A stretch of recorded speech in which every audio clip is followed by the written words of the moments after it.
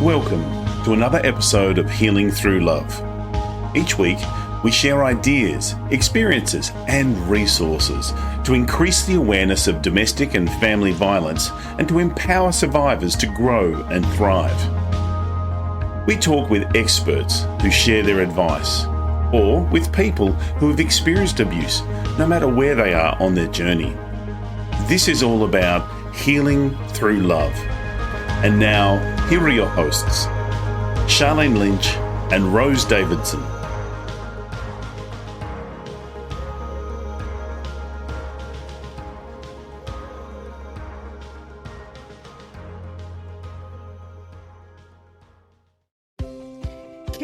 Sharlene discusses people-pleasing and how it can impact our self-worth, our relationships and our confidence in episode 84.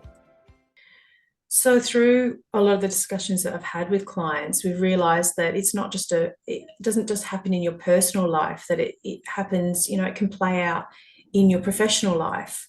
So what I'm going to be doing is going out to businesses and start talking about how people pleasing does present in the workplace, how it might, hinder your ability to show up for yourself, to have those difficult conversations, to have boundaries, to care for yourself, because there's so much stress that people are under these days.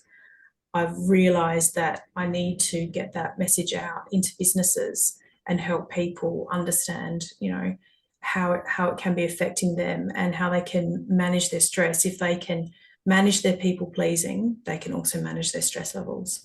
The Healing Through Love podcast with Sharlene Lynch and Rose Davidson. Hello and welcome to the Healing Through Love podcast. I'm your host, Sharlene Lynch from charlenelynch.com. Healing Through Love is here to help victims and survivors of family and domestic violence find their way back to living a more fulfilling and meaningful life. We interview experts and survivors who share their personal stories and offer advice to those who've experienced abuse, no matter where they are on their healing journey.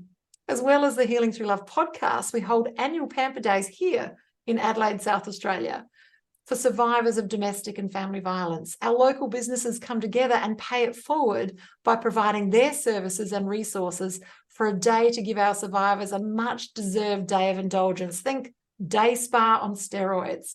And we're looking for organisations with similar values. So if this feels like an alignment for you, reach out to Healing Through Love.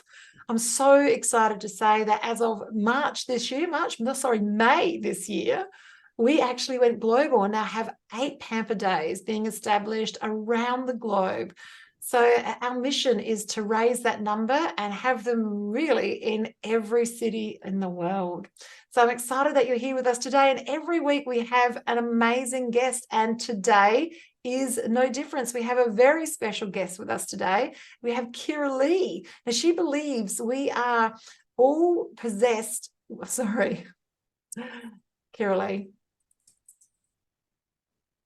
Hi. And we've got a very special guest with us today. I'm very excited. We've got Kira Lee with us.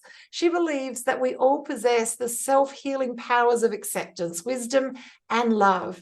As a counsellor and psychotherapist, she has provided counselling for a number of not-for-profit organisations, both in the UK and also Australia, and now runs her own private practice, focused on supporting women and teenage girls. As a specialist in interpersonal trauma, Kira Lee sees her role as a healing facilitator, helping clients recover from their past traumas and growing into empowered, self-aware individuals who own their own worth, live their values and speak their truth. I'm so excited to have you with us today. Hello, Kira Lee. How are you? I'm very well. Thank you, Sharlene. How are you? Magnificently magnificent. We've had some storms here in Adelaide today. So we were discussing that before we press record. Kira Lee, I have to know, this is a very unique space to talk with people in and around people pleasing. And, it's we toss it around like it, but it really is much deeper than that. And there must be a reason that you've chosen this very niched area to help people in. So are you okay to talk about that? Sure. Yeah. I realized as I was doing my studies and becoming a counselor that I was a people pleaser, that it's something that I developed through childhood, and it had really quite negatively affected my life. I had always thought that I was a really kind, nice person. I would go above and beyond for people and always put other people's needs above my own. And I found that that was actually really affecting my self-worth, the quality of the relationships that I was having, and my authenticity, that I wasn't really knowing who I was and what I needed. I was gaining too much self-worth from externally, that the external validation of how others saw me. And the more I spoke to other women, the more I realized that I wasn't alone, that it was very common. And it really can have a huge effect on us. So it's something that as time's gone on, I've become more passionate about. More women I talk to, I realize that there's so many of us that need help with it. It's so true. As a woman who's recovered and moved through domestic and family violence, on the other side is that if I'm a good girl, it won't happen. If I make you happy, then everything will be okay. And so we hold ourselves in that low frequency, like almost like begging, wanting attention from others and wanting to put their needs before ours. And like, it's so powerful to now stand in your own authority and help others do the same thing. That's amazing. How are women going to know if this is them? How are they going to be able to put the pieces together to know that they are a people pleaser and that they need to seek your help, Kiralee? That's a great question. I find a lot of women will come to me when they're extremely stressed and anxious. And when I start asking them about their lives, they will tell me that they're so busy, that there's so much on their plate, that they're worried about what everyone else is saying or doing. They're always asking for advice and feeling confused, or they're exhausted because they're doing so much. And that's when I'll start to ask them, what do you want? What do you need? And they'll struggle to actually know that, and know that they just want to make everybody happy. So when I start saying to them, it sounds like you might be a people pleaser, you can just see that they're like, oh yeah, God, that is me. Absolutely. So if you have these challenges, then, and you haven't considered this type of therapy before, then this is the place to start. Now, can we dive in a little bit into like how you help people? Is it a talking therapy? Like, can we dive into a little bit of that? What does it look like? What does a session with you look like? A session with me it's very relaxed, very informal. It's really important that all my clients come to me and they feel safe and they feel heard. I think often that's the other problem with, as a people pleaser, we can be that person that's there for everyone else and people aren't there for us. So I really say to my clients, when you come and sit with me, you're the center of attention. I'm going to listen to everything that you have to say and your feelings matter. So we'll start to give them that space to be themselves, to say what they want to say, and then start getting back in touch with their needs. And often women don't even know what their needs are. It might be so external. Oh, well, I want to make everybody else happy. Well, I don't want to let people down. But they won't know how to care for themselves. So a lot of the work that I do is about self-care, about understanding what you need and how you can give that to yourself, and how to prioritize that, and that's okay. Yes, and boundaries. Yes. A foreign word which just used to mean fence lines to me, and then out the other side of being a people pleaser, I understood what boundaries were. I love it. So this is a challenging time of the year for us people pleasers, unreformed, and that is Christmas. So Christmas just looks like a little bit of a nightmare, because we just want to make sure that everyone's happy. And then at the end of the day, we're the last person to have a hair and makeup sorted, if at all. And, we've got everyone else's gifts organised, and we just want to make sure that everyone else feels amazing. And we come out the other side not feeling amazing. So for this getting ready for Christmas, can we have a conversation now about people pleasers and what some tools and techniques or strategies that we can help so that we can get through this and still keep our hair? Yeah. Absolutely. I think it's being able to sit and ask yourself, what kind of Christmas do I want? Not what's going to make everybody else happy, but what kind of Christmas do I want? What do I need?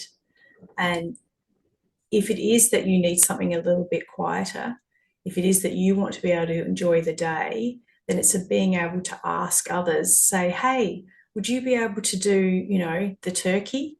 Would you be able to do this? Asking people to help. And maybe thinking about, well, what can I manage? Maybe I don't want to do a 30 people Christmas. Maybe it is that I want to have a smaller Christmas, and being able to articulate that. I'll often write things down or encourage my clients to write down what they want to say, and we'll even role play conversations so that my clients have that language. I think that's really important. Often we don't know how to set our boundaries. So practicing and have something written down so that when you speak to somebody on the phone, you can say, look, this is the Christmas that I really need this year, and I'd love you to be involved in this way. And, phrase it so that you are getting your needs met. These are wise words. I hope you're writing them down. If you're listening today and you yourself are a people pleaser, it might be someone in your proximity, or it might be one of your children that needs to hear this and have a conversation with Kiralee in and around being a reformed people pleaser. I often think of the movie Runaway Bride, and I remember the first time I saw this, I'm like, oh, that's me. I'm the person that doesn't know how she likes her eggs because it depends who I'm dating at the time, or where we go on holidays really depends on the people that I'm with. It's not, where's your favorite place? Well, I don't know, where's yours? So I just that movie Runaway Bride, I can't even remember who's in it, but just that movie, I just remember it did make me think about, I need to have a closer look at myself and how I need to move forward more powerfully. Wow. So you talk obviously in and around women having this challenge, but is this something that can happen for men as well? Or is this just exclusively a female challenge?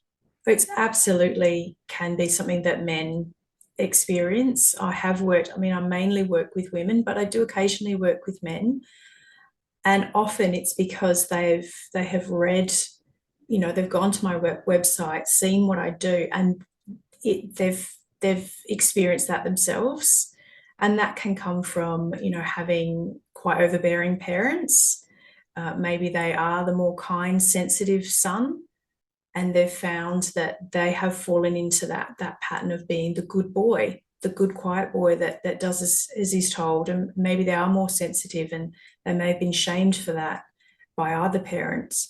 And so they do come to me and need to start working on those boundaries, because they can find themselves caring for others or be in dysfunctional relationships as well. Yeah, so true. So for the mothers and fathers that are listening to our podcast today, this might be a challenge that your children are having. So Kiralee, can we dive into what could, as a parent, you might notice about your children if they are a people pleaser? Yeah, I think it would be kids always saying, I don't mind, if you ask them even simple things like, what would you like for dinner? Or if you take them out to a restaurant, if they say, oh, I don't mind, or I don't know, creating that safe space for the child to say what they want is really, really important. That it might be with their friends as well, that they're always going along with friends, or they're saying that their friends aren't nice to them, but they're not able to do anything about it as well, that you might find that they're quite almost paralyzed with fear about speaking up. They may feel that their friends dominate them a lot, and they don't know what to do about it, or that they're afraid of confrontation. I know myself as a child, I was terrified of confronting friends and standing up to friends, and I would catastrophize. Oh, we'll have an argument, they won't want to be my friend anymore. So that's probably something else to look for, a child that might catastrophize and worry about things a lot. Wow, it's all intrinsically linked, isn't it, really? And then I know that I had health issues that were connected to my challenges with people pleasing. So I think it's not just about what we think, it's also how we feel and how that then manifests as different challenges. Like, I'll give you an example. So I had asthma. And so what we know about the frequency of asthma is that it's attached to loving yourself. So as a people pleaser, the love for yourself, we say that we love ourselves, but really it's just an external thing. It's not happening internally. And so that manifests as, for me, it manifests as asthma. So when I learned to love myself on a different level and really just wholeheartedly loved myself, then I was able to really manage the challenges in and around the breathing. I love it. So you've got a book that's come out, and I'm absolutely fascinated because it's a really unique book, and that's My Healing Journey, that is available, listeners, on Amazon. Can we dive in and have a conversation about the book? Absolutely. The book was born out of so many conversations with my clients where we were on a healing journey together.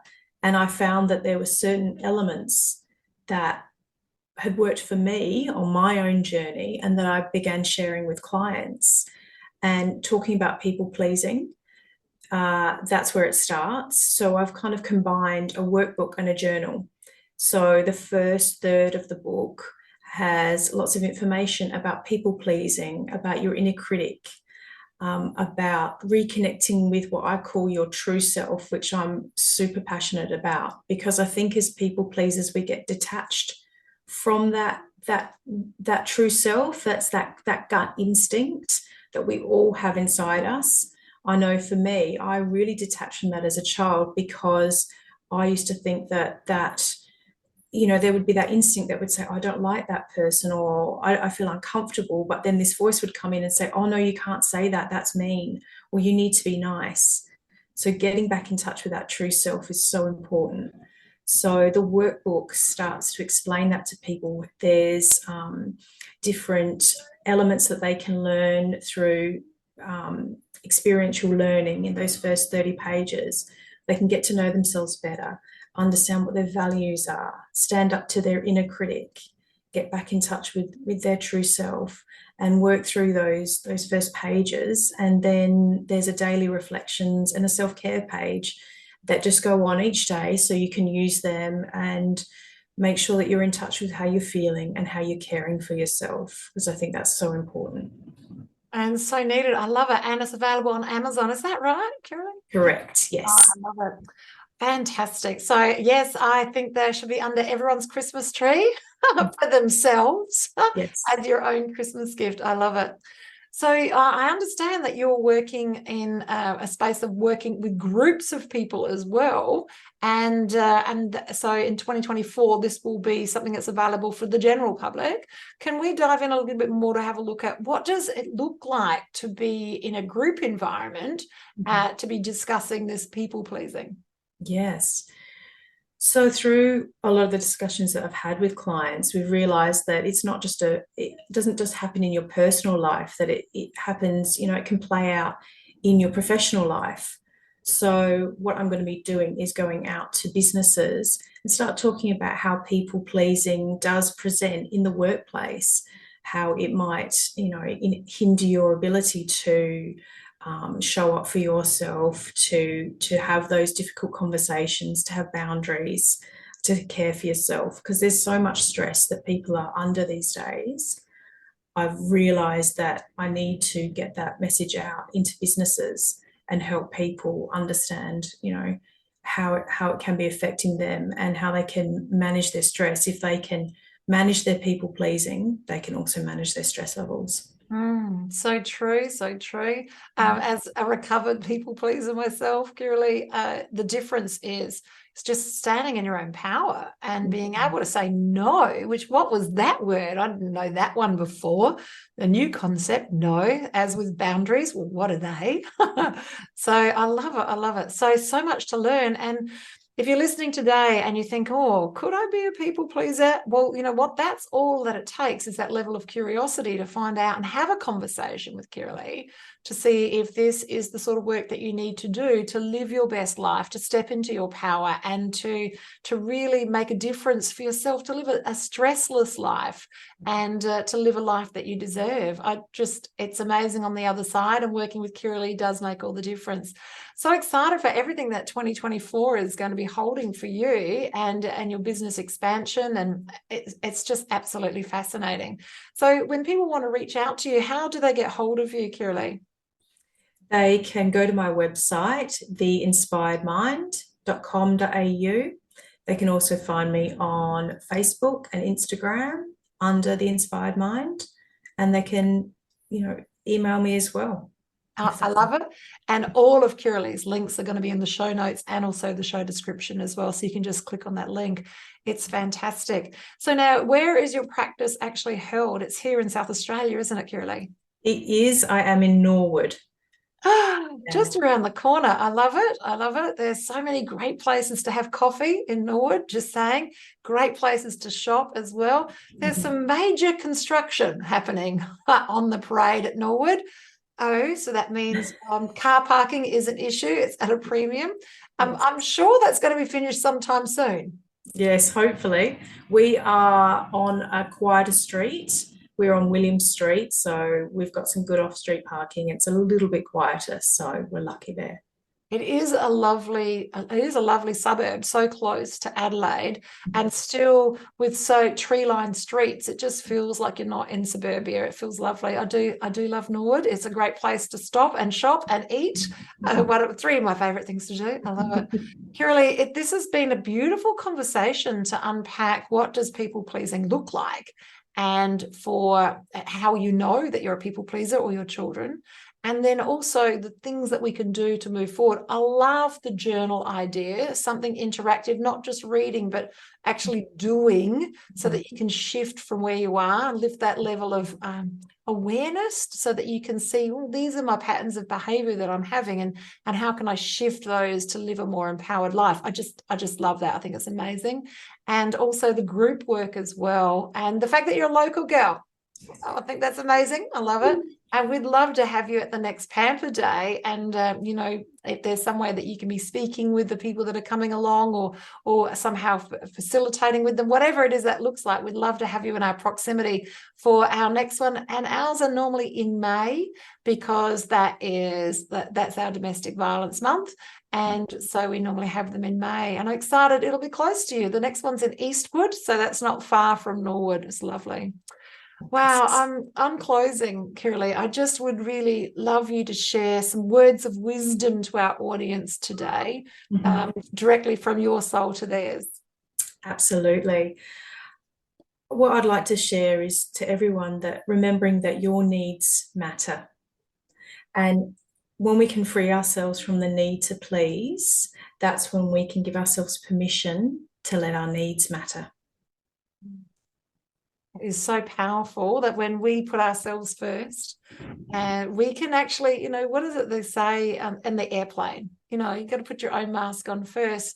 And we hear that every time we fly, but how often do we actually live that? Moving forward. Kiralee, it's been a fabulous chance to have a beautiful conversation with you, and I'm sure this won't be the last time. I'm looking forward to having you come back as a guest as well in 2024, and dive in deep to what the group programs look like, so we can have a conversation about that. I'd love to. Oh, we would absolutely love that, Kiralee. In a world where shadows often fall in the corners of our lives, there is a beacon of hope, and that is Healing Through Love. We're a community dedicated to shifting awareness of domestic and family violence and transforming pain into empowerment. Every story matters. Every voice can make a difference. Join us as we journey together towards healing through love. Your support, your voice can light up the darkness. Healing through love, because everyone deserves a life free from fear. Together, we can make that a reality. That's a goodbye from me and a goodbye from Kiralee. Bye. Thank you for joining us for this episode of Healing Through Love. You can get further resources, see the show notes, or simply reach out to us via our website at htlaustralia.org. Thanks so much for joining us, and we look forward to your company next time on the Healing Through Love podcast.